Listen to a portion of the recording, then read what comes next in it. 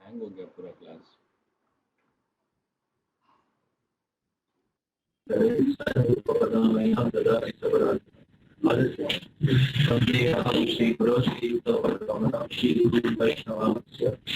श्रीरूपां सागरजनकं सहगण रघुनाथान्वितं स्वाद्वैतं सावधूतं परिजनसहितं कृष्ण चैतन्यदेवं श्री राधा कृष्ण पदान् सहगण ललिता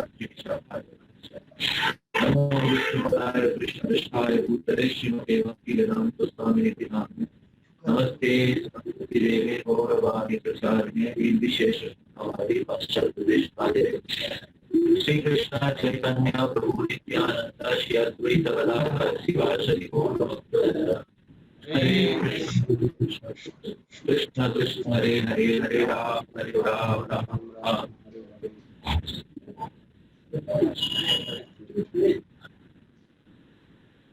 नीतीश को आपने अटेंडेंस लिया क्या?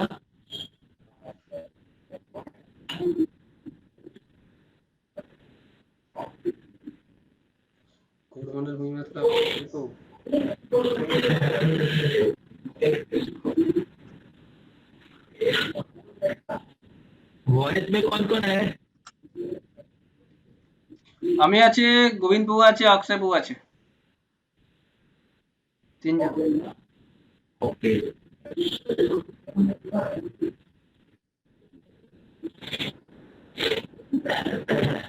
तब सभी लोग हैं इधर। प्रदीप प्रभु, नीतीश प्रभु, संजय नित्यानंद प्रभु, धीरज प्रभु, सत्यजीत प्रभु, इधर तो प्रभु है। बाकी सब लोग हैं। हमारे तो सब है।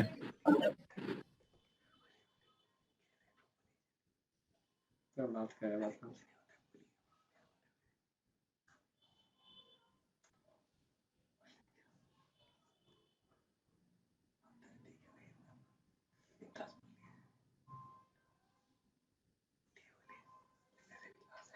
सुन रहे हैं क्लास में बाहर निकल गए, खुद से ज्वाइन कर रहे, डॉक्टर का बोल सकते हैं क्या बोल रहे संजय प्रभु बहुत दिनों बाद आए, कैसे प्रभु?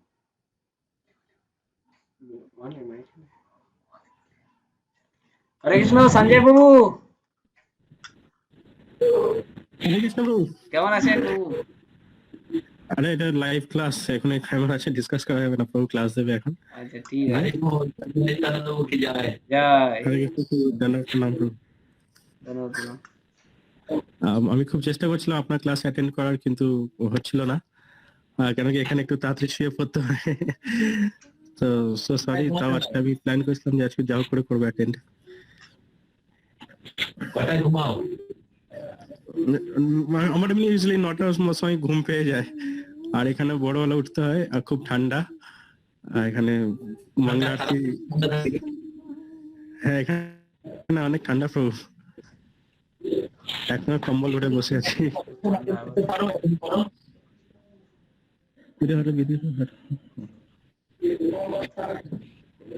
ओके शुरू करी।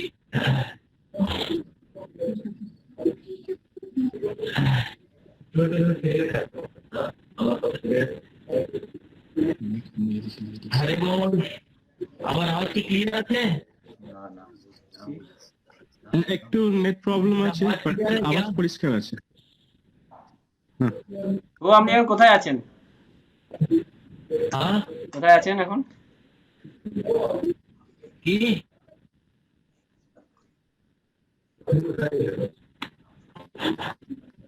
हरे कृष्णा।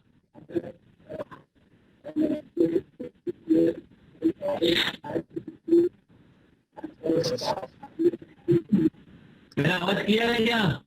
ক্লিয়ার নেই বাবু, আপনার আওয়াজ পরিষ্কার? কেটে কেটে যাচ্ছে, हाँ কেটে কেটে যাচ্ছে।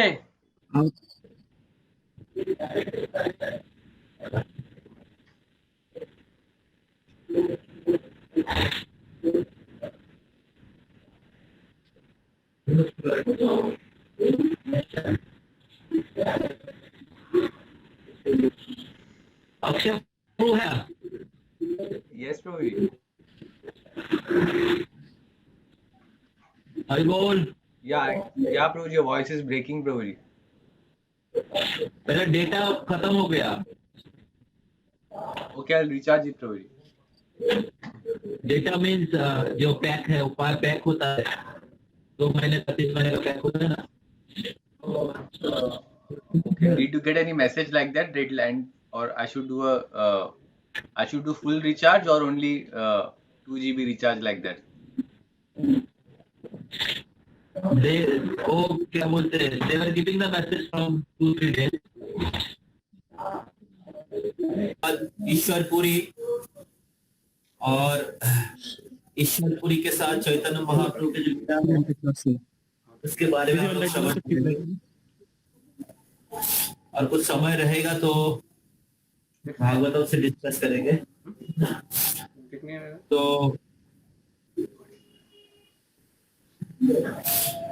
कल श्रीपाद ईश्वरपुरी पाद का तिरोभाव तिथि था।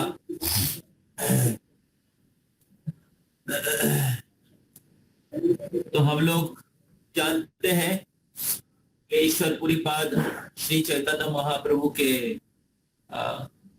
दीक्षा गुरु थे, के गुरुदेव थे। तो चैतन्य महाप्रभु संन्यास लेने के पहले जब गृहस्थ आश्रम में थे, उनके पितृ श्राद्ध करने के लिए चैतन्य महाप्रभु गया गए थे।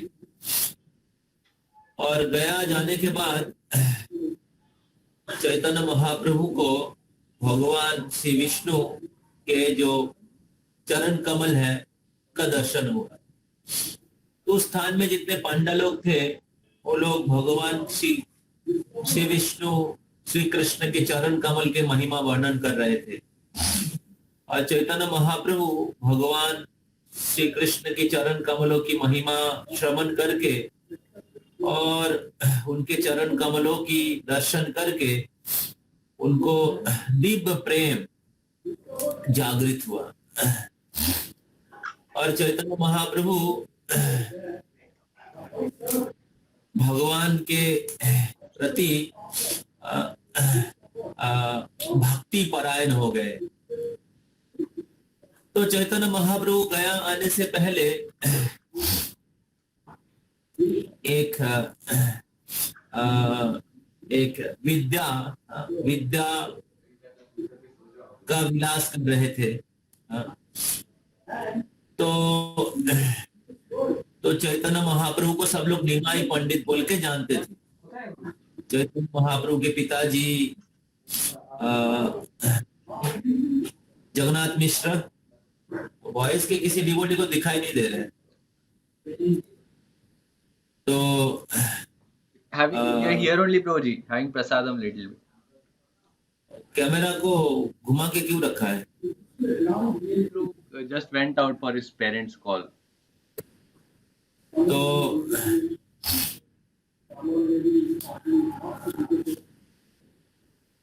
चैतन्य महाप्रभु के पिताजी जगन्नाथ मिश्र थे। चैतन्य महाप्रभु के बड़े भाई विश्वरूप, तो और चैतन्य महाप्रभु के छोटे भाई निमाई पंडित, और चैतन्य महाप्रभु सबके साथ अलग अलग विषयों में, विशेष करके शास्त्र और व्याकरण में तर्क करते थे। और कोई भी व्यक्ति, बड़े बड़े व्यक्ति भी, जैसे मुरारी गुप्त और बाकी वैष्णवगण, कोई चैतन्य महाप्रभु को परास्त नहीं कर पाते थे।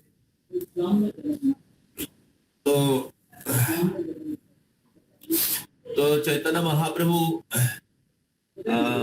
उनको उनके युक्ति या उनके सिद्धांत को खंडन कर देते थे। आप लोग प्रसाद ले सकते हैं, खंडन कर देते थे और नया सिद्धांत का स्थापना करते थे।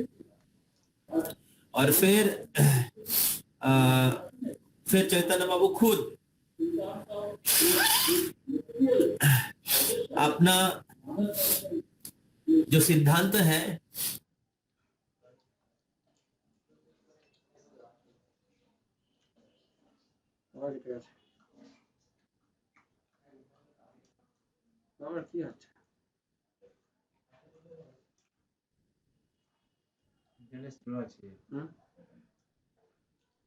পাঠালো না অক্ষয় বাবু?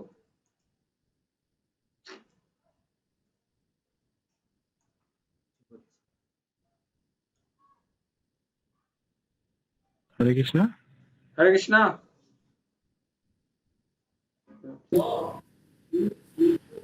We have हरे कृष्णा।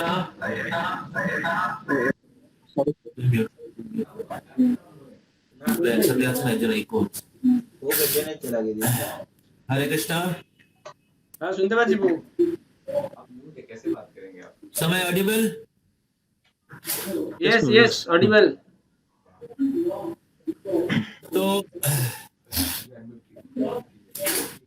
तो चैतन्य महाप्रभु इस प्रकार सबको तर्क में परास्त करते थे और इस प्रकार चैतन्य महाप्रभु एक पंडित का लीला कर रहे थे। तो जब चैतन्य महाप्रभु नवद्वीप में थे तो सब लोग सोचते थे कि ये जो जगन्नाथ मिश्र के जो पुत्र है, इतना सुंदर दिखने में है और इतना पंडित है, ये कब वैष्णव बनेगा? अगर ये वैष्णव बन जाता है तो बहुत अच्छा होगा। तो चैतन्य महाप्रभु बहुत पांडित्य दिखाते थे और बहुत दुष्टता करते थे। ब्राह्मणों को पीछे लगते थे, लड़कियों को पीछे लगते थे, दुष्ट करते थे। तो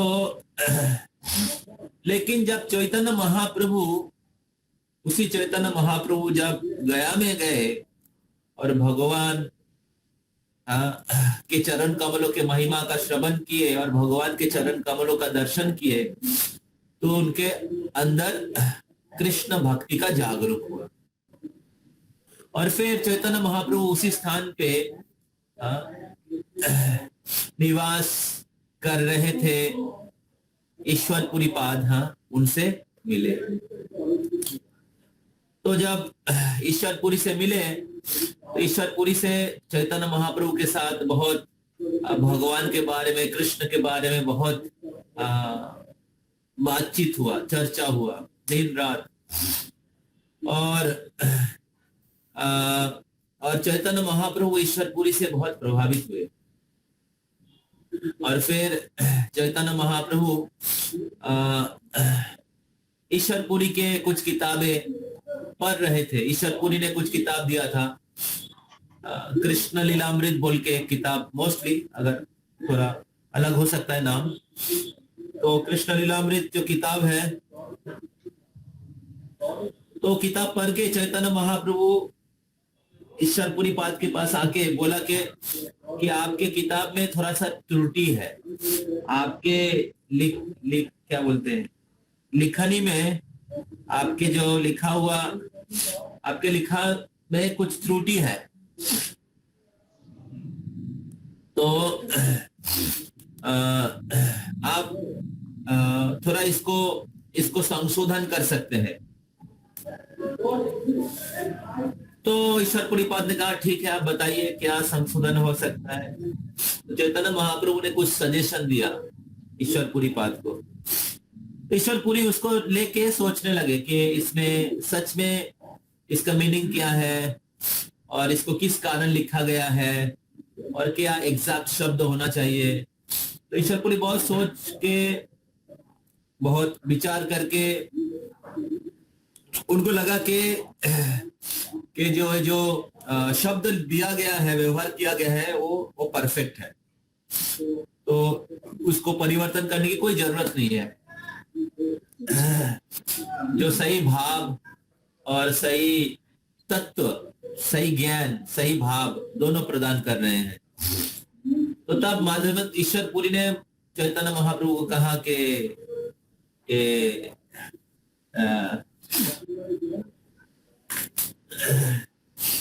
निमाई पंडित, ये जो शब्द है इसमें कोई गलती नहीं है, ये सही अर्थ और सही ज्ञान और सही भाव को वर्णन कर रहे हैं, तो इसलिए इसको परिवर्तन करने की कोई जरूरत नहीं है, ये एकदम परफेक्ट है।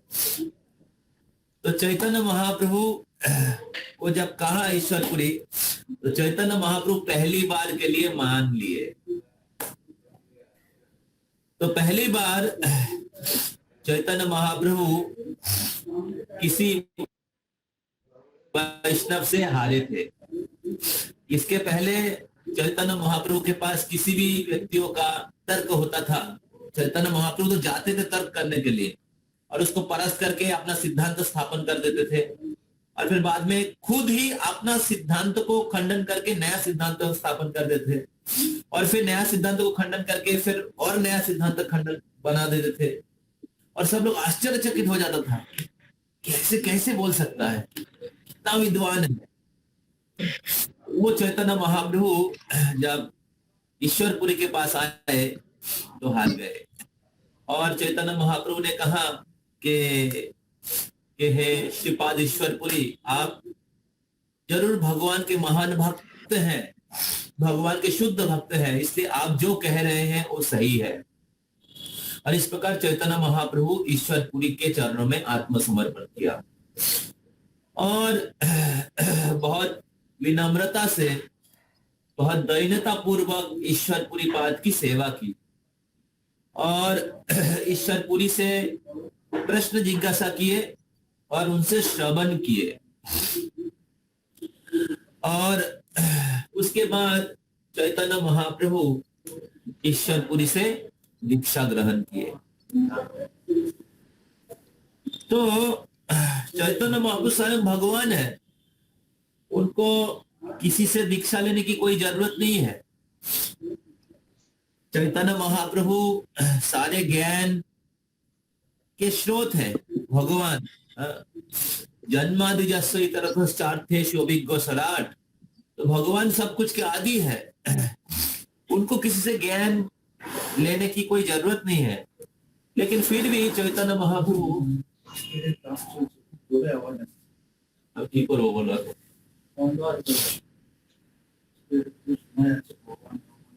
ওই রুমে যাও না, বলরাম গোবিন্দপুর থেকে চাবি নিয়ে তিরিশ রুমে যেতে পারবো। আরে বল বলরাম গোবিন্দ চাবি দিয়ে এই রুমটা খুলে দাও।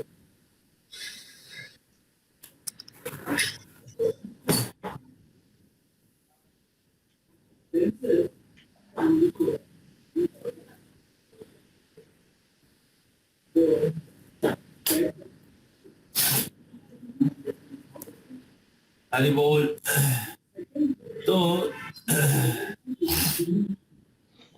तो चैतन्य महाप्रभु सबको शिक्षा देने के लिए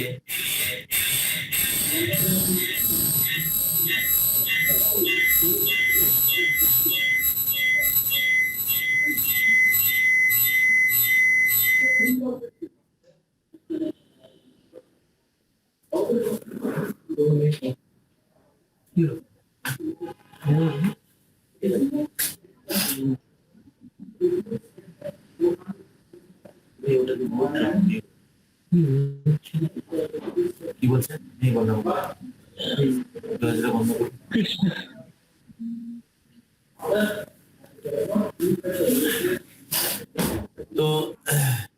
तो सबको शिक्षा देने के लिए चैतन्य महाप्रभु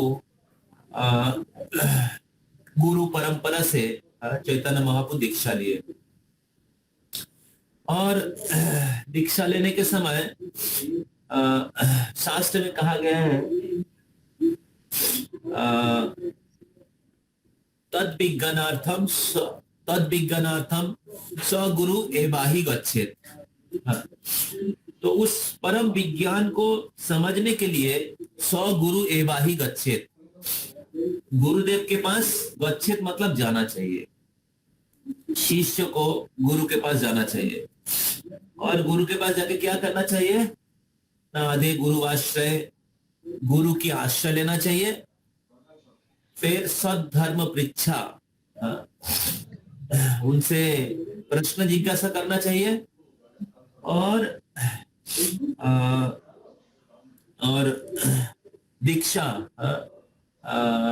दीक्षा लेना चाहिए। और फिर विश्रम बेनो गुरु सेवा, और फिर दीक्षा लेने के बाद गुरु की सेवा करना चाहिए, उनके बानी सेवा, उनके बोपू सेवा करना चाहिए। तो इस प्रकार गुरु के पास जाना चाहिए, गुरु से विनम्र गुरु का आश्रय लेना चाहिए। चैतन्य महाप्रभु रूप गोस्वामी पाद को भक्ति के 64 अंग बताते हैं, और उस 64 अंग में पहला 4 है आदेव गुरुवाश्रय, फिर दीक्षा लेना चाहिए, उसके बाद सद्धर्म परीक्षा, आध्यात्मिक जीवन या कर्तव्य के बारे में प्रश्न जिज्ञासा करना चाहिए, उसके बाद विश्रम बेनो गुरु सेवा, गुरु की मिशन में सेवा करना चाहिए। और 5वां है साधु वर्तमानुवर्तमनम, following the footstep of previous acharya. तो ये 5 है 64 अंग का पहला 5। और लास्ट में आपको पता है, लास्ट में 5 है जो सबसे महत्वपूर्ण है, साधु संग हरिनाम भागवत श्रवण मथुरावास श्रीमूर्ति श्रद्धा सेवन। तो ये 64 में सबसे इंपॉर्टेंट 5 + 5 10 है। तो अभी चैतन्य महाप्रभु खुद आचरण करके सिखा रहे हैं। तो किस प्रकार सदगुरु की आश्रय लेना चाहिए, उनसे दीक्षा लेना चाहिए, उनसे जिज्ञासा करना चाहिए, उनसे श्रवण करना चाहिए, और गुरु की सेवा करना चाहिए। तो इस प्रकार चैतन्य महाप्रभु जब दीक्षा लिए ईश्वरपुरी से, तो ईश्वरपुरी उनको हरिनाम प्रदान किए। तो ईश्वरपुरी शास्त्र से अलग अलग जगह से कोट करके चैतन्य महाप्रभु को कहा कि जो हरे कृष्ण महामंत्र है ये सारे वैदिक शास्त्रों की सार है। हरे नाम हरे नामैव केवलम कलो नास्तेव नास्तेव नास्तेव गतिर्नाथा। तो ये बृहद नारदीय पुराण में है, ये जो हरे कृष्ण महामंत्र है ये सारे वैदिक शास्त्रों की सार है, और आपको वैदिक शास्त्रों अध्ययन करने की अधिकार नहीं है। मूर्ख तुम्ही तुम्हार नहीं वेदांतोधिकार, कृष्ण मंत्र हो गया यही मंत्र सार। तो ईश्वरपुरी पाद चैतन्य महाप्रभु को इस प्रकार बताते हैं। एक्चुअली ईश्वरपुरी पाद मोस्टली सांदीपुनि मुनि का अवतार है। कृष्ण लीला में सांदीपुनि मुनि थे, चैतन्य लीला में ईश्वरपुरी के रूप में आए हैं। तो एक्चुअली कलियुग में किसी को वेद उपनिषद ये सब पढ़ने की योग्यता नहीं है, इसलिए व्यासदेव जी कलियुग के लिए महाभारत का रचना किया है। तो महाभारत इस पंचम वेद, और महाभारत के सार है गीता, और व्यासदेव जी कलियुग के लोगों के लिए भागवतम का रचना किए। तो कृष्ण सधाम अपगति धर्म ज्ञान आदि विषह कलो नष्ट दृशामेशम पुराण अर्क धुनोदितो। तो वही चीज ईश्वरपुरी पाद बताते हैं चैतन्य महाप्रभु के, आप कृष्ण नाम जप करिए, और इस कृष्ण नाम जप करने के द्वारा सारे वैदिक ज्ञान के जो उद्देश्य है कृष्ण वो आपको प्राप्त होगा। तो ये कृष्ण नाम कृष्ण से अभिन्न है। तो सारे वैदिक ज्ञान के उद्देश्य है कि कृष्ण को जानना, और जो व्यक्ति कृष्ण की नाम का जप कर रहे हैं, इसका अर्थ है उन्होंने सारे वैदिक शास्त्रों का अध्ययन किया है। श्रीमद् भागवतम में एक श्लोक है जिधर देवाहुति कर्दम मुनि को बता रहे हैं, देवाहुति कपिल देव को बता रहे हैं,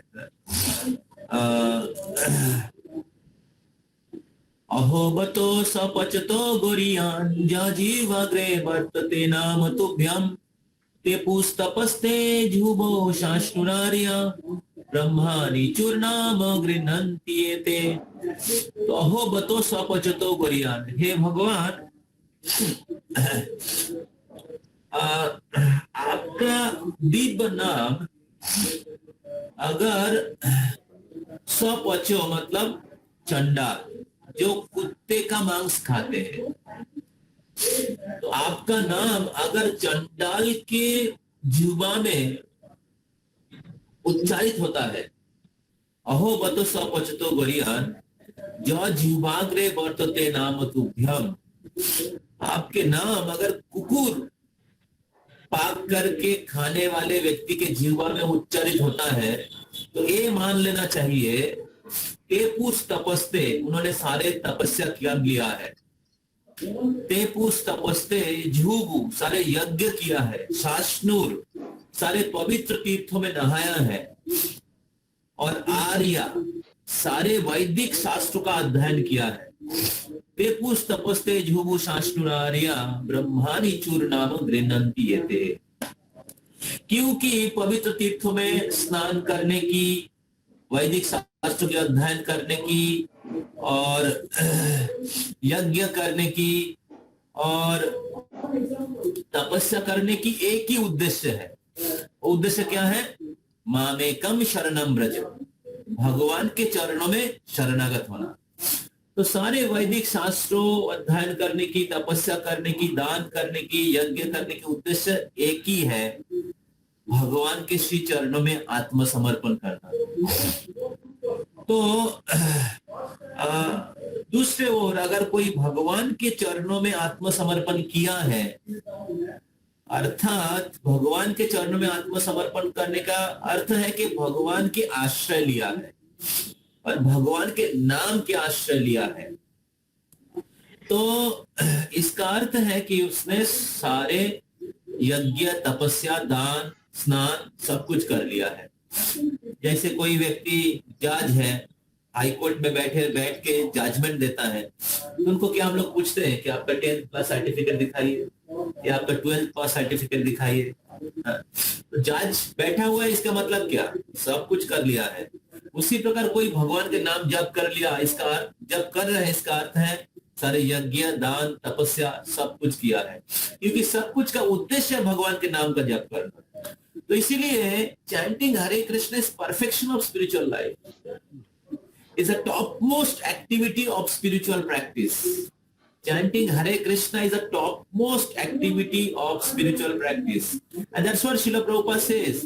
99% progress in spiritual life coming from the chanting of the holy name.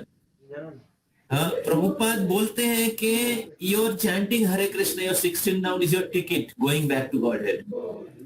So it is not some sentimental comment.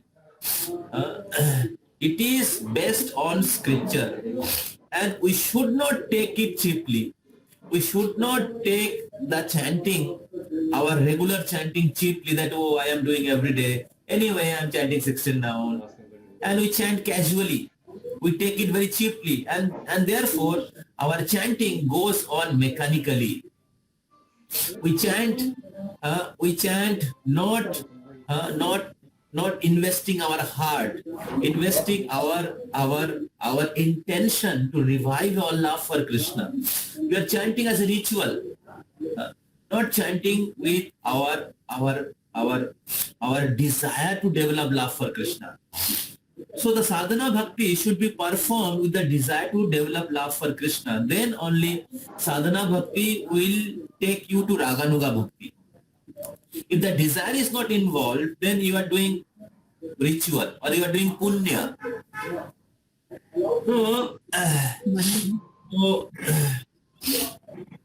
So therefore, it is very important that we understand this value of this process of chanting Hare Krishna, which Ishwar Puri is recommending to Chaitanya Mahaprabhu, who is Sankirtanaiko Pitarau, who is the father of this Sankirtan movement. So Chaitanya Mahaprabhu, though he was Pandit, though he was Supreme Lord, but he was playing the role of an ideal disciple. He was very humbly accepted the order of his spiritual master, and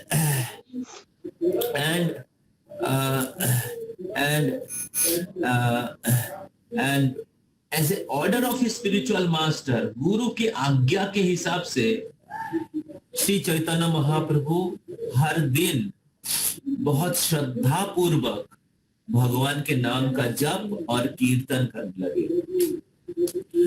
तो चैतन्य महाप्रभु ईश्वर पुरी के आज्ञा स्वरूप उनको अपने sir पे धारण करके जब उनके गुरुदेव के निर्देश के अनुसार हरि नाम करने लगे, तो चैतन्य महाप्रभु के हृदय में, चैतन्य महाप्रभु के शरीर में कृष्ण प्रेम का प्रकाश शुरू हो गया। कृष्ण प्रेम का प्रकाश होना चालू हुआ। तो चैतन्य महाप्रभु कृष्ण नाम जब जप कर रहे थे तो स्थिर होके बैठ नहीं पा रहे थे, नृत्य करने लगे, कृष्ण नाम का जप करके कीर्तन करने लगे, नृत्य करने लगे, और उनके शरीर में कृष्ण प्रेम का जो अष्ट सात्विक विकार है वो प्रकट होने लगा। तो चैतन्य महाप्रभु इस कृष्ण नाम जप करके बहुत ही प्रेम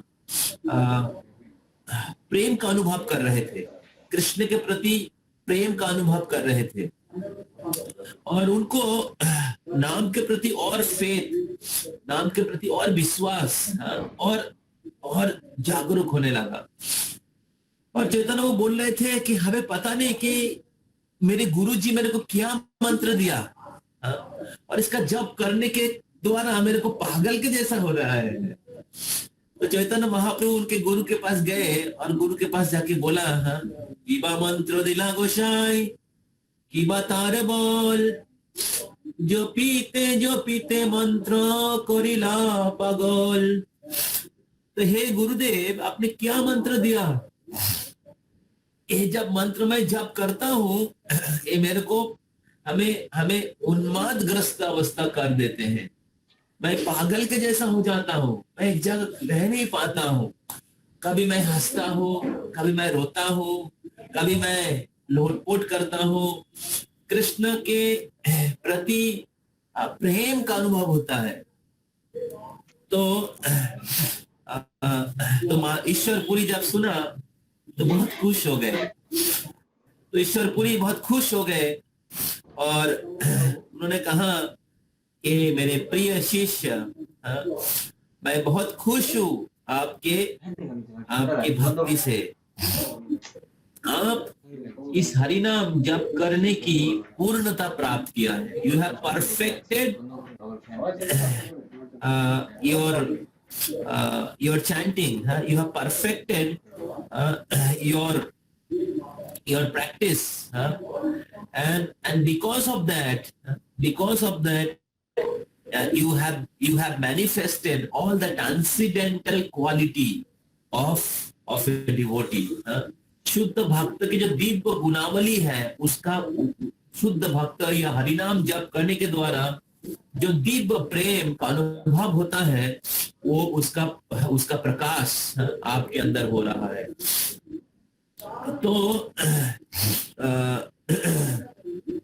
तो मैं बहुत खुश हूँ, और आप निरंतर कृष्ण नाम करते रहिए। इस प्रकार ईश्वरपुरी पाद चैतन्य महाप्रभु के प्रति बहुत प्रसन्न हुए और चैतन्य महाप्रभु जब गया से लौट रहे थे, तो जब गया से लौट रहे थे तो चैतन्य महाप्रभु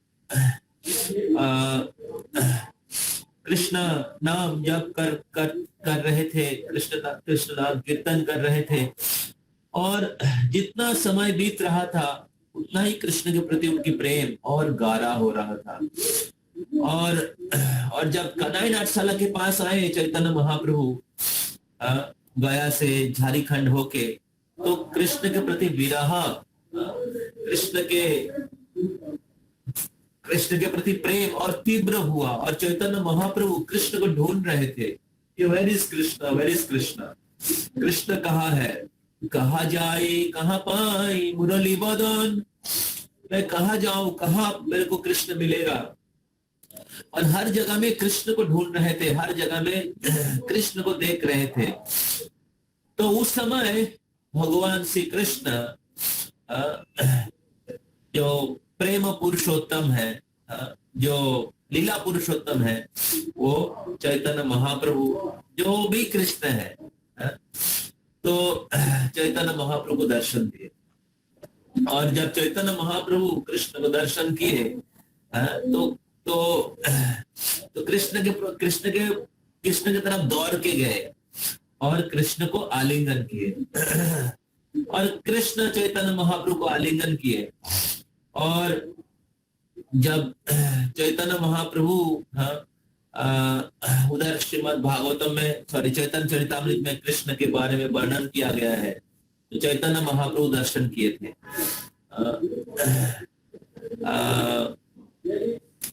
तो कन्हई नाट्यशाला में लिखा भी हुआ है वो। तो चैतन्य महाप्रभु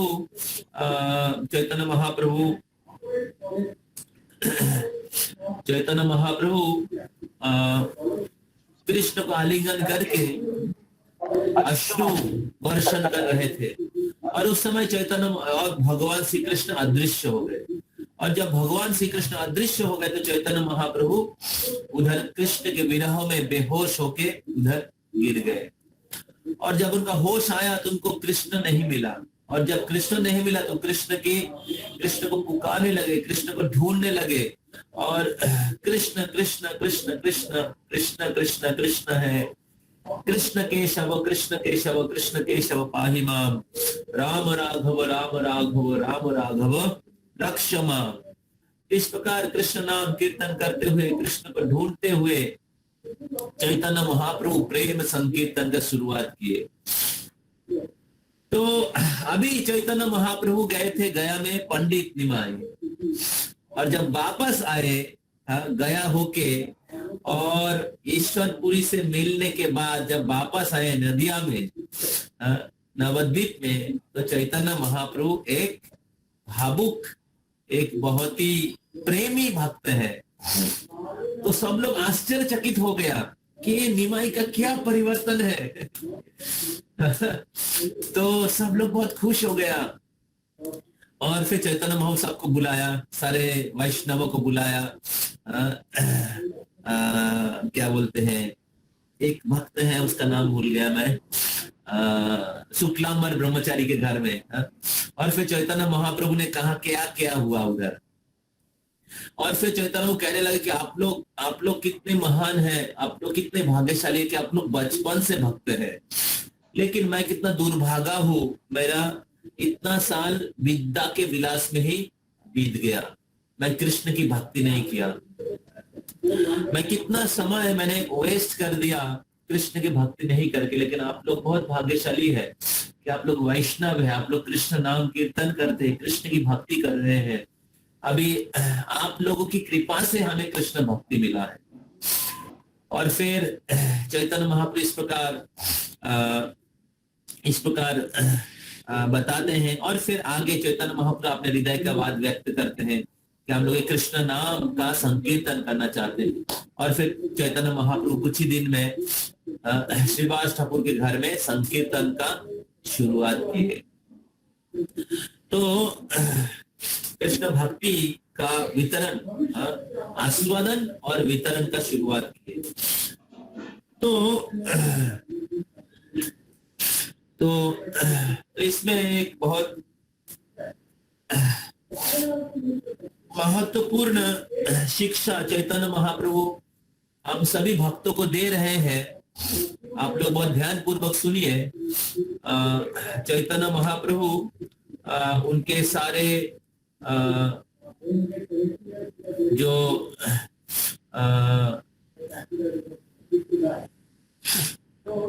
शिष्य लोग चैतन्य महाप्रभु सारे भक्तों को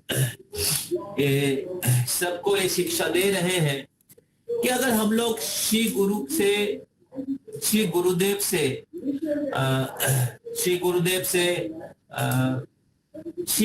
के आश्रय लेते हैं और उनसे दीक्षा लेते हैं और फिर उनके दिया हुआ जो हरे कृष्ण महामंत्र है उसको निष्ठा पूर्वक जप करते हैं, तो हमें बहुत जल्दी कृष्ण प्रेम प्राप्त हो सकता है। जब दीक्षा होता है तो हमें 10 विध नाम अपराध के बारे में सुनाया जाता है और हम लोग जब भक्ति में आते हैं तो हम लोग क्लास से हम लोग सुने हैं बहुत बार, या हम लोग डेली सुबह 10 offences against the holy name उसके बारे में हम लोग श्रवण करते हैं। तो अपराध सुनना भैया लहो कृष्ण नाम, कृष्ण माता कृष्ण पिता कृष्ण धन प्राण। तो जब कोई व्यक्ति, कोई भक्त, कोई साधक कृष्ण के नाम अपराध शून्य होके लेते हैं तो नाम अपराध नामाभास शुद्ध नाम, तो उनको धीरे धीरे कृष्ण प्रेम प्राप्त होता है। तो इसलिए दीक्षा के पहले हम लोग प्रैक्टिस करते हैं किस प्रकार गुरु के आश्रय में हम लोग 4 नियम और 16 माला का जप करते हैं और फिर गुरु के पास से हमें आध्यात्मिक दीक्षा प्राप्त होता है और फिर आध्यात्मिक दीक्षा के बाद जब हम लोग और सीरियसली गुरु के कृपा से हम लोग जब और सीरियसली भगवान के नाम का जप करते हैं 10 अपराध को अवॉइड करके, तो तब क्या होता है, हमें कृष्ण के प्रति प्रेम और कृष्ण प्रेम जागृत होता है। तो चैतन्य महाप्रभु एक आदर्श भक्त का रोल प्ले करके सिखा रहे हैं कि किस प्रकार हमें सदगुरु की आश्रय लेना जरूरी है, सदगुरु से दीक्षा लेना जरूरी है और दीक्षा के बाद सदगुरु के निर्देश के अनुसार भगवान के नाम अपराध शून्य होके लेना बहुत जरूरी है। और इसका उद्देश्य क्या है? प्रेम प्राप्त करना, कृष्ण के प्रति प्रेम प्राप्त करना, ये दीक्षा की उद्देश्य है। तो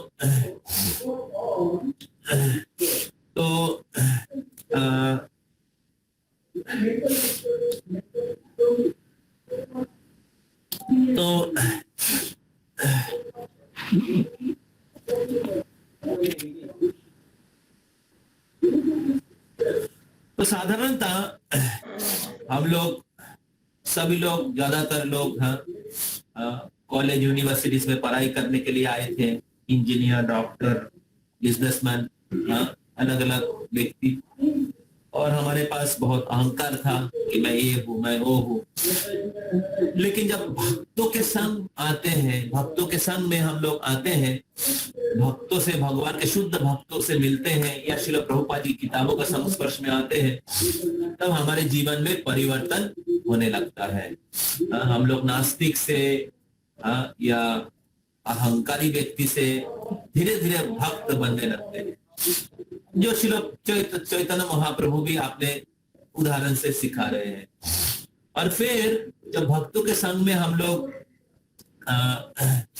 लोग आते हैं तो हमें धीरे धीरे 16 माला पे आते हैं और उसके बाद हमें दीक्षा लेने के लिए प्रस्तुति लेना चाहिए। ऐसे नहीं कि पूरे जीवन में IY बॉय बन के रह गया। नहीं, दीक्षा लेंगे तो 16 माला जप करना पड़ेगा, दीक्षा लेंगे तो 4 नियमों का पालन करना पड़ेगा, मैं सब कुछ नहीं खा पाऊंगा, तो हर जगह में नहीं जा पाऊंगा। तो लोग भक्ति को सीरियसली नहीं लेते हैं और इस प्रकार इस भौतिक जगत में खाओ बिटानिया 50-50 बोल के रह जाते हैं। तो ऐसे व्यक्ति कृष्ण प्रेम को प्राप्त नहीं कर पाते हैं। जो व्यक्ति दीक्षा नहीं लेंगे और गुरु के निर्देश के अनुसार शिष्य का आचरण नहीं करेंगे, वो कृष्ण के प्रति प्रेम को प्राप्त नहीं कर पाएंगे। कृष्ण के प्रति प्रेम भक्ति के चरम स्तर है, लेकिन उसको प्राप्त करने के लिए गुरु के आश्रय तद विधि प्रणिपातेन परिप्रश्नेन सेवाया उपदेक्षं दीते ज्ञानम, एक शिष्य बनना पड़ेगा।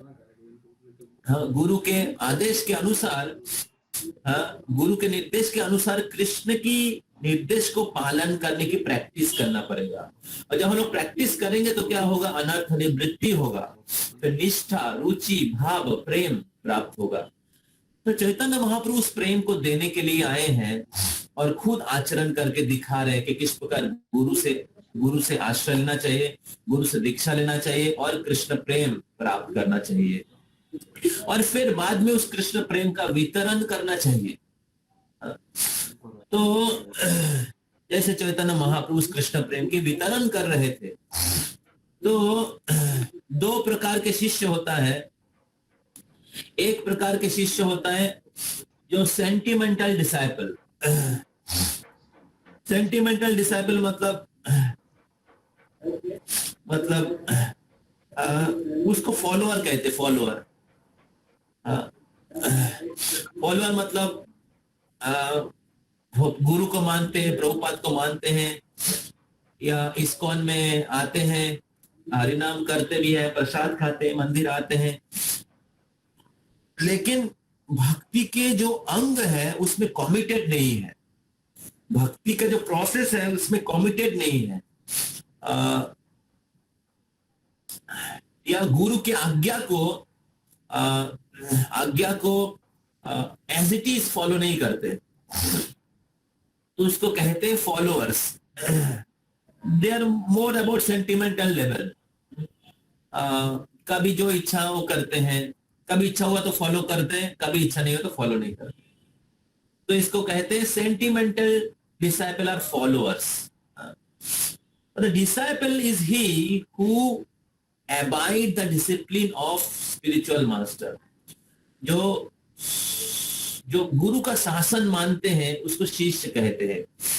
जो गुरु का आदेश, गुरु का दिया हुआ स्टैंडर्ड, उसको फॉलो करते हैं।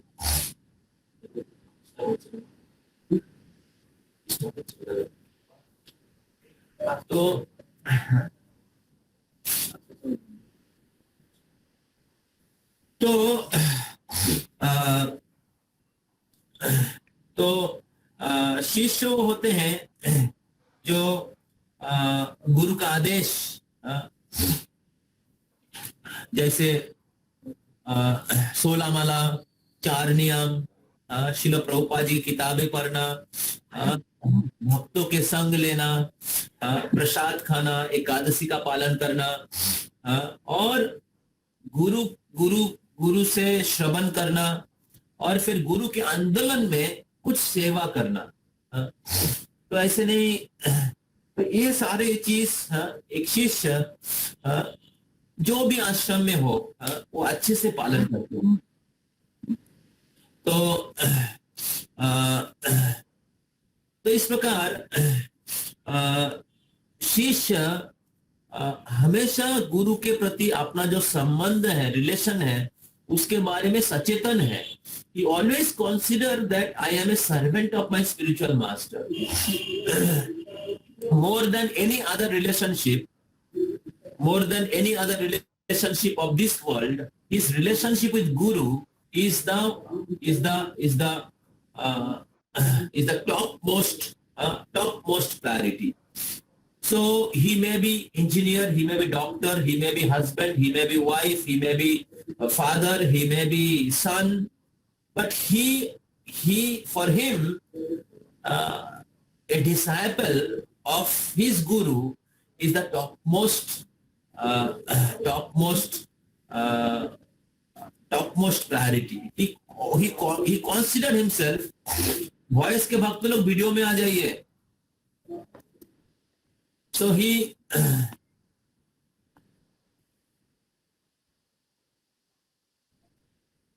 he considered himself.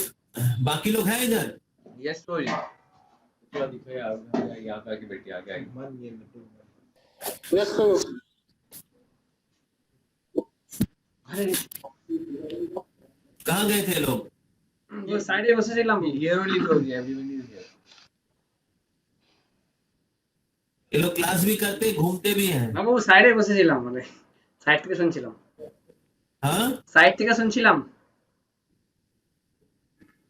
तो क्लास अटेंड करने की जरूरत नहीं है. ক্লাসে ছিলাম প্রথম থেকে শেষ হলো. কীর্তন থেকে শুরু করেছি. वॉइस के डिवोटी इतना अच्छा एग्जाम्पल सेट करेंगे कि सब लोग देख के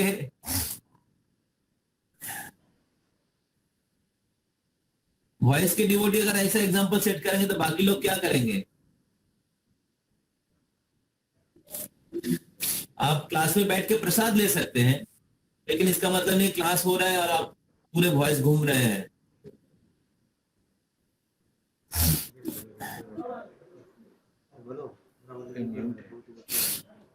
तो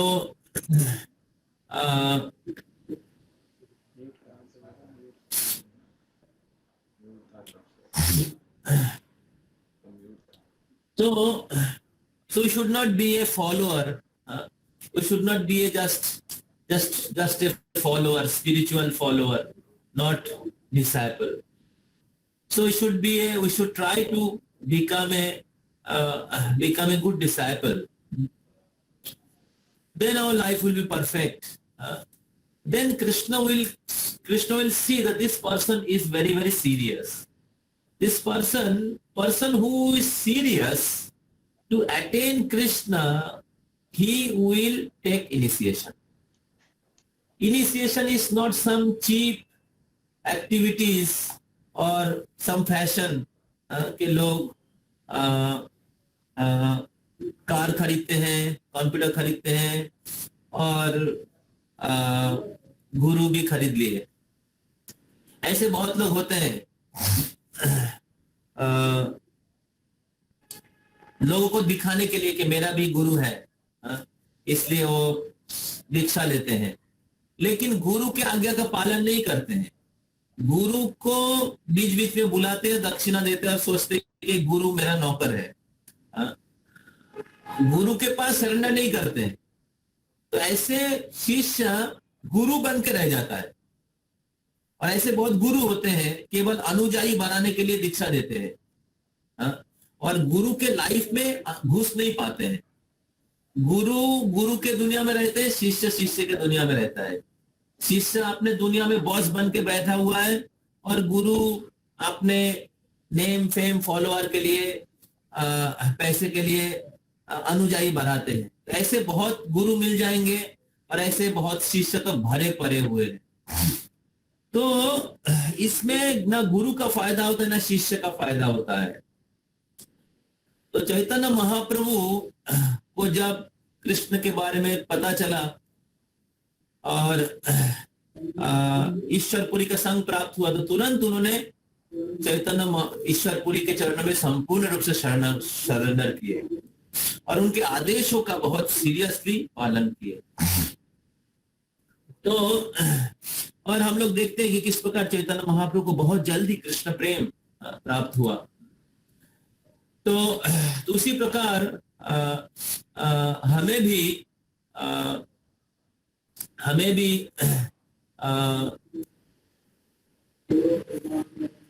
एक अच्छे शिष्य बनने की प्रयास करना चाहिए और ये हमेशा याद रखना चाहिए कि हम लोग गुरु के सेवक हैं और गुरु कृष्ण के प्रतिनिधि है.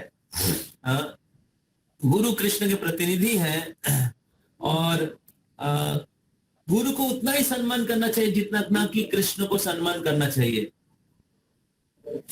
तो इस दुनिया में सब लोग भौतिक सुख के पीछे पागल है। और इस प्रकार लोग बहुत मेहनत कर रहे हैं। ऐसे नहीं है कि आप लोगों को लग सकता है कि नहीं, इतना सीरियस होने की जरूरत नहीं है, इतना ज्यादा नहीं कर पाएंगे। ठीक है, इस्कॉन में आते हैं, 16 माला जप करते हैं, ठीक है, इससे ज्यादा नहीं करना चाहिए। तो अगर आप मटेरियल लाइफ के बारे में, मटेरियलिस्टिक पीपल के बारे में सोचेंगे, भौतिकवादी लोग they are very very serious to achieve their goal. दिन रात मेहनत कर रहे हैं, इसके लिए नौनम प्रमत्तो कुरुते विकर्मा यद इंद्रियते प्रीतये आपनोति। नौनम प्रमत्तो कुरुते विकर्मा यद इंद्रिय प्रीतये आपनोति। इंद्रिय की प्रीति विधान करने के लिए, इंद्र की सुख भोगने के लिए, जो पशु के शरीर में भी उपलब्ध है, ऐसे सुख भोगने के लिए प्रमत्तो, मैं, उनको खाने का समय नहीं है। हम लोग देखते हैं जो लोग ऑफिस कंपनी में काम करते हैं, लोगों के पास खाने का समय नहीं रहता है। 10 घंटा 12 घंटा 14 घंटा काम करते हैं। कोई व्यक्ति 2-3 जॉब करते हैं, एक जॉब नहीं, 2-3 जॉब। कोई पढ़ाई के साथ साथ, पढ़ाई खत्म होने से पहले ही जॉब चालू हो जाता है। तो लोग सुबह 3 बजे हम लोग सियालदह में जाते हैं ट्रेन पकड़ने के लिए। सुबह हम लोग सोचते हैं कि हम लोग ही शायद सुबह 4 बजे उठते हैं। लोग ट्रेन में मंगल आरती करते हैं। 3 बजे दूर दूर से आते हैं, मंगल आरती करते करते सियालदह पहुंचते हैं, और फिर चालू हो जाता है इधर। जब सियालदह आता है तो उनका दर्शनार्थी गुरु पूजा चालू हो जाता है। और फिर ऑफिस आते तो भागवतम क्लास। तो ऐसे नहीं है कि हम लोग केवल 4 बजे उठ रहे हैं, 3 बजे उठ रहे हैं। भौतिकवादी व्यक्ति भौतिक वस्तुओं को प्राप्त करने के लिए, भौतिक सुख को प्राप्त करने के लिए सुबह 2 बजे 3 बजे उठ के नहा धोआ के 2 घंटा 3 घंटा ट्रेन जर्नी करके, ऊपर में क्या बोलते हैं वो, एक हाथ में चेन पकड़े हुए, हैंडल पकड़े हुए, दूसरे हाथ में न्यूज़पेपर पढ़ रहे हैं। ऐसे करके सीट भी नहीं मिलता है, सीट भी नहीं मिलता है। इतना मेहनत, कितना तपस्या कर रहे हैं, सोचिए। तो और उसके बाद आके ऑफिस में बॉस का गाली खाते हैं। 10 घंटा 12 घंटा काम करते हैं, और फिर 2 घंटा फिर रिटर्न जाते हैं। ऑफिस खत्म होने के बाद एकदम थक जाते हैं। और फिर 2-3 घंटे 10 घंटे जाके घर पहुंचते हैं, और फिर थोड़ा सा इंद्र सुख प्राप्त होता है। जो 30 इंटू क्या बोलते हैं 7, 30 इंटू 24 आवर्स, पूरे महीना कड़ी मेहनत करने के बाद तो उसका उद्देश्य क्या है, थोड़ा सा इंद्रिय भोग। तो जो दूसरे किसी योनियों में भी उपलब्ध है। तो इस प्रकार लोग 10 बजे जाके सो जाते हैं, फिर अगला दिन फिर से उठते हैं और फिर से जाते हैं। तो इस प्रकार धनी हो या दरिद्र हो, ऐसा नहीं कि जिनके पास बहुत पैसा है वो आराम से बैठा हुआ है। जिसके पास पैसा है, ऐसा नहीं कि वो आराम से बैठा हुआ है। जिसके पास पैसे और पैसा चाहिए, जिसके पास बड़ा पोस्ट है, ऐसे नहीं कि वो एक फैक्ट्री खोल दिया बस अब पैसा मिल गया। 2 फैक्ट्री, 3 फैक्ट्री, 4 फैक्ट्री, 5 फैक्ट्री, उनको और चाहिए। तो ये जो इंद्रिय भोग कभी भी तृप्त नहीं होता है। दुष्पुरेण अनलेन च, जितना भी आप आग में क्या बोलते हैं, पानी नहीं, आग में ऑयल डालेंगे उतना ही आग बढ़ता है। तो आपको लग सकता है कि ये इतना सीरियस होने की क्या है। तो भौतिक जगत में लोग भौतिक सुख प्राप्त करने के लिए कड़ी मेहनत कर रहे हैं, बहुत सीरियस है, पागल के जैसे। नौनम प्रमोद कुरुते विकर्मा यद इंद्रियते प्रीते आपनोति। तो आपको लग सकता है कि इतना भक्तों को इतना पागल होने की क्या जरूरत है। लेकिन आप जो पागल है वो आपको समझ में नहीं आ रहा है। कि आप भी जो पागल के जैसा मेहनत कर रहे हैं दिन रात एकाकार करके, और फिर ऑफिस में बॉस का गाली और घर में बहू का गाली, हाँ, फिर भी सरेंडर करके दास बन के सेवा कर रहे हैं। जो आज्ञा गुरुजी वही करेंगे, गुरु का आज्ञा का पालन नहीं करेंगे। गुरु ने बोला 16 माला जप करो, 4 नियम पालन करो, इस जीवन में भगवतधाम चले जाओगे। लेकिन गुरु के दास नहीं बन के, इंद्रिय का दास बन के हमने ऑफिस में बॉस का सेवा किया और घर में पत्नी का या पति का या बच्चे का, सबका दास नौकरी किया।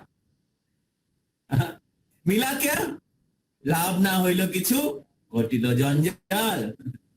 तो मिला क्या? कुछ नहीं मिला, केवल दुख और दुख और दुख और दुख और दुख। इसलिए चैतन्य महाप्रभु कह रहे हैं कि you should be serious to going back to Godhead. You should be serious to take shelter of the lotus feet of spiritual master. तो इसलिए इस श्लोक में कहा जा रहा है, नौनम प्रमोत्तो कुरुते विकर्मा जद इंद्रते प्रीतये आपनोति यतो आत्मनोयम असन्नपि क्लेशदा आस देहा। जैसे मैंने कहा था आप लोगों का, नारदा शब्द का अर्थ क्या है? जो नारायण को देते हैं। जशोदा शब्द का अर्थ क्या है? जो जश देते हैं। और क्लेशदा शब्द का अर्थ क्या है? जो क्लेश देता है। असन्नपि क्लेशदा आस देहा, ये जो देहा है क्लेश देता है। तो हम लोग कितने भी भौतिक इंद्रिय सुख भोगने के लिए अच्छा सा इंतजाम करेंगे, ये अल्टीमेटली, आज अक्षय को सुबह एमएमसी में कह रहे थे, ये शरीर एक कुर्ता के जैसा है। भक्ति विनोद ठाकुर का स्टोरी से बता रहे थे, तो बहुत इंस्पायरिंग लगा मेरे को। तो जब तक आपके इस भौतिक शरीर होगा तब तक आपको अलग अलग प्रकार से दुख मिलेगा। तो जिसका एक कुर्ता नहीं है उसको दुख नहीं मिलेगा, वो सुखी है। तो इसका अर्थ है जो आध्यात्मिक चेतना में है, भगवान की सेवा कर रहे हैं, भगवान की दास है, वो दिव्य आनंद में है, उनको सुख मिलता है। तो इस प्रकार भौतिक जगत में लोग प्रमत्त हैं और इसके कारण क्या हुआ? सब लोग और 10 मिनट रहिए, highest 10 minute, I finish in 10 minutes. तो लोग प्रमत्त हैं इंद्रिय प्रीति के लिए, और उसके कारण क्या है? उनको अलग अलग प्रकार से दुख मिल रहा है, और उनको इस शरीर परिवर्तन के चक्र में भ्रमण करना पड़ रहा है, शरीर परिवर्तन के चक्र में भटकते रहना पड़ रहा है। तो भौतिक जगत में भी लोग पागल हैं, भौतिक जगत में भी लोग कमिटेड हैं, but what is the result of that? The result is that we are suffering in this world and we are transmigrating one body to another body. तो अगर इस चक्र से हम लोग बाहर निकलना चाहते हैं, इस दुख से अगर हम लोग बाहर निकलना चाहते हैं, then we have to take the instruction of spiritual master very seriously. We have to be a committed devotee or a disciple, not just a ordinary follower. तो हमें गुरु के चरणों कमलों में आश्रय लेके, उनसे दीक्षा लेके, उनके आज्ञा का पालन करना चाहिए, उनके निर्देशों का पालन करना चाहिए अपने जीवन में, और उनके मिशन में कुछ सेवा करना चाहिए। ऐसे नहीं कि 16 माला जाप कर लिया, 4 नियम पालन कर लिया, बस मैं सब कुछ कर दिया और कुछ जरूरत नहीं है। और पूरे दिन रात मेहनत कर रहे हैं सोसाइटी के लिए, पैसा कमाने के लिए और परिवार के लिए। गुरु के मिशन में, गुरु के आंदोलन में कोई सेवा नहीं। तो ऐसे व्यक्ति को कृष्ण के प्रति प्रेम डेवलप करने में बहुत समय लग जाएगा या नहीं होगा।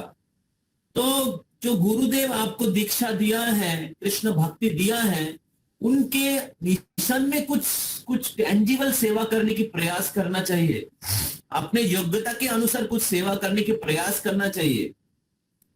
ऐसे नहीं कि बस केवल हम कुछ लोग हैं माला जप करते हैं लेकिन भक्ति में या कुछ सेवा करने के लिए समय नहीं देते हैं, लेकिन वो लोग बहुत बिजी हैं, मैटेरियल वर्ल्ड में बहुत बिजी हैं। तो ये भी एक अच्छा शिष्य का लक्षण नहीं है। इस्कॉन में ऐसे कई सारे डिवोटी हैं जो अलग अलग आश्रम में हैं लेकिन बहुत डेडिकेटेड डिवोटी हैं। हाँ? वो लोग 16 माला जप कर रहे हैं, 4 नियमों का पालन कर रहे हैं और चैतन्य महाप्रभु के आंदोलन में, श्रील प्रभुपाद जी के मिशन में बहुत सेवा कर रहे हैं, प्रचार कर रहे हैं। तो हमें एक active member, Krishna consciousness movement का एक्टिव मेंबर बनना चाहिए। तो इसलिए जो भक्त लोग इस क्लास में जुड़े हुए हैं, तो आप सभी भक्तों को दीक्षा लेने के लिए या सदगुरु के आश्रय में एक अच्छा शिष्य, नॉट जस्ट IYF फॉलोअर्स, एक अच्छे शिष्य बनने की प्रयास करना चाहिए। बहुत साल हो गया, 4-5 साल हो गया, और कितना दिन IYF बॉय बन के रह जाएंगे। तो आप सभी भक्तों को सदगुरु की आश्रय लेके हमें दीक्षा लेना चाहिए और वही चैतन्य महाप्रभु सिखा रहे हैं। तो बाद में चैतन्य महाप्रभु एक बार ईश्वरपुरी के जन्म स्थान में आए थे। ईश्वरपुरी के जन्म स्थान है हाली शहर, जिसका पहला नाम था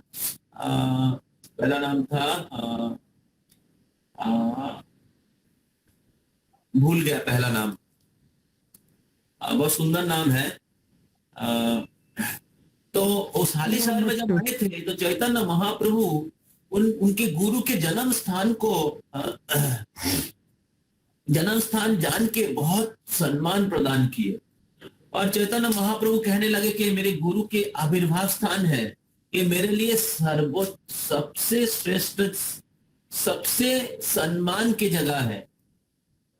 और इस प्रकार चैतन्य उस स्थान को प्रणाम किए और उनके गुरु के चरण कमलों को याद किए और उनके गुरु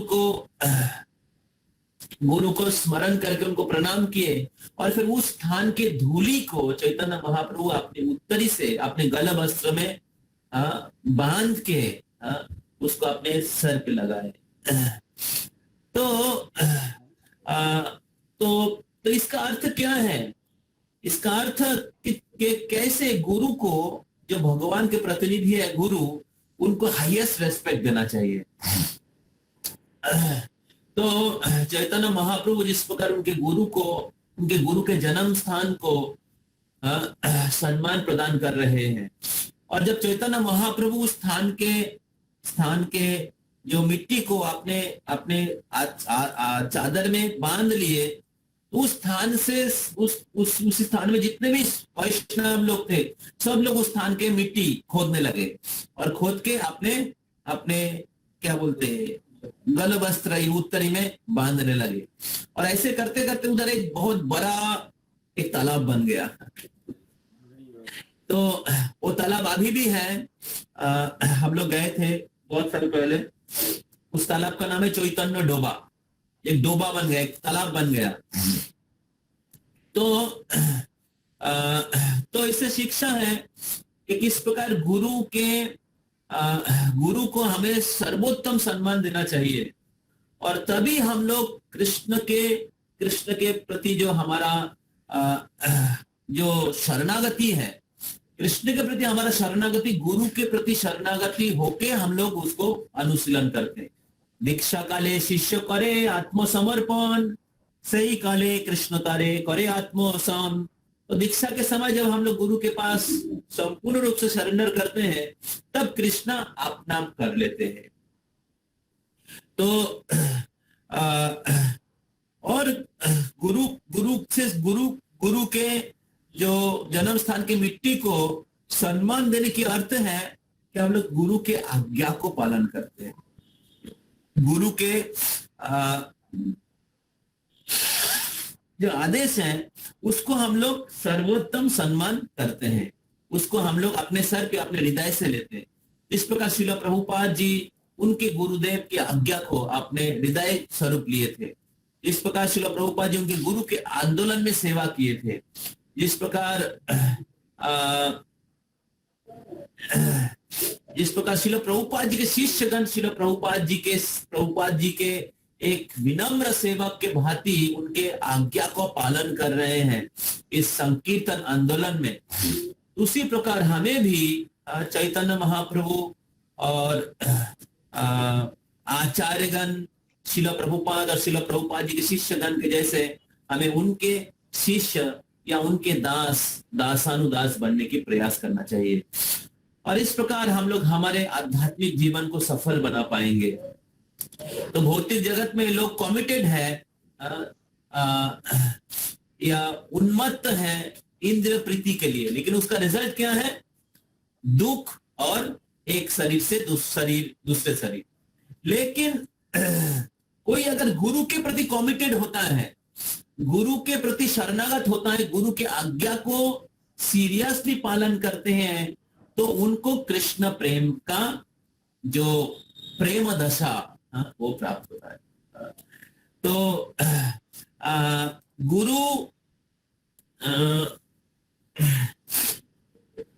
गुरुर आदेशे जार दृढ़ श्रद्धा है तबे संकीर्तने कृष्ण प्रेम उपजय।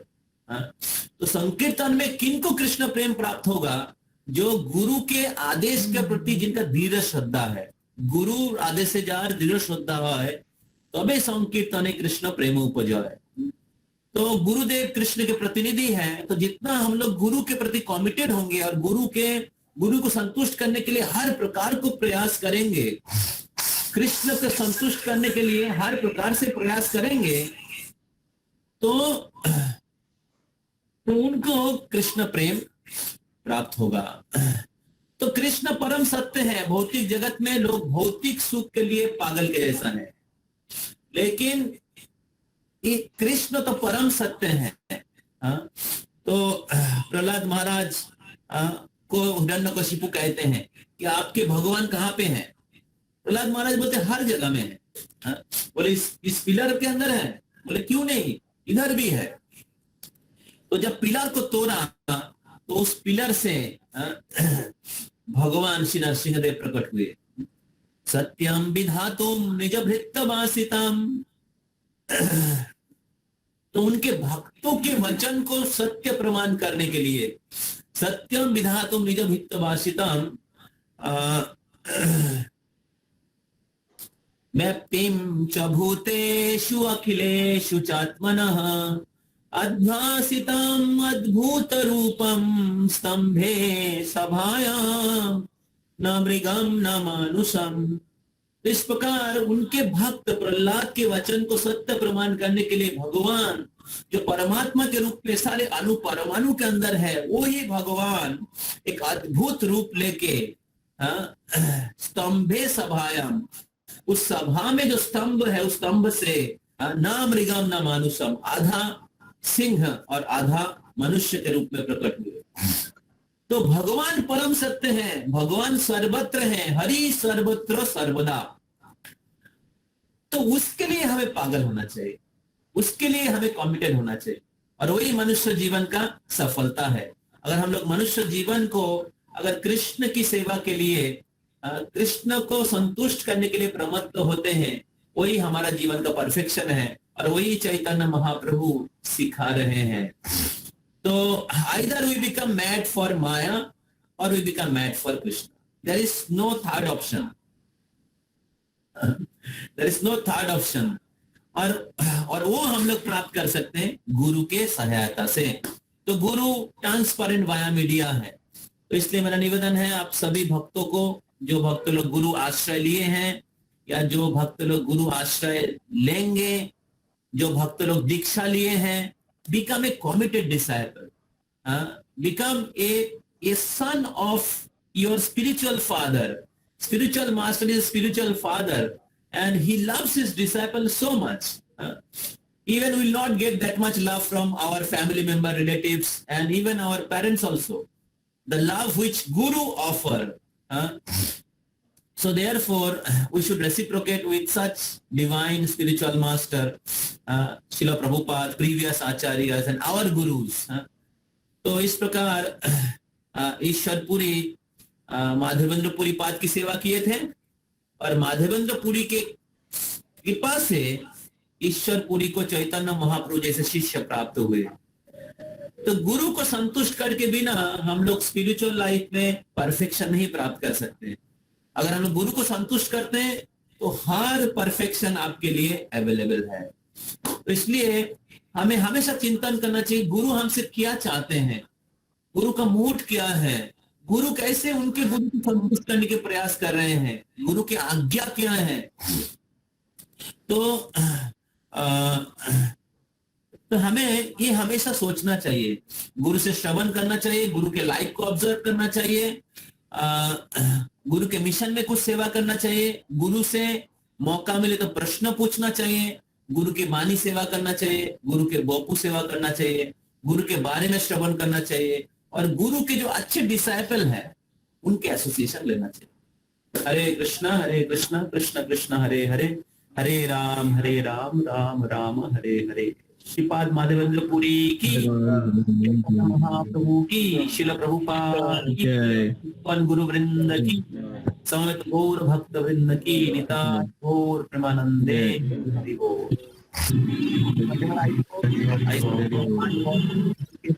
I pray so that I can become a good disciple.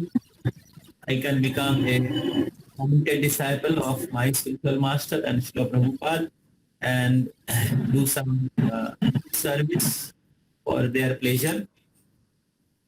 Hare Krishna. Hare Krishna. So, I'll not take any question. If you have any question, you can write in WhatsApp to me, and I can get some time and I'll reply you.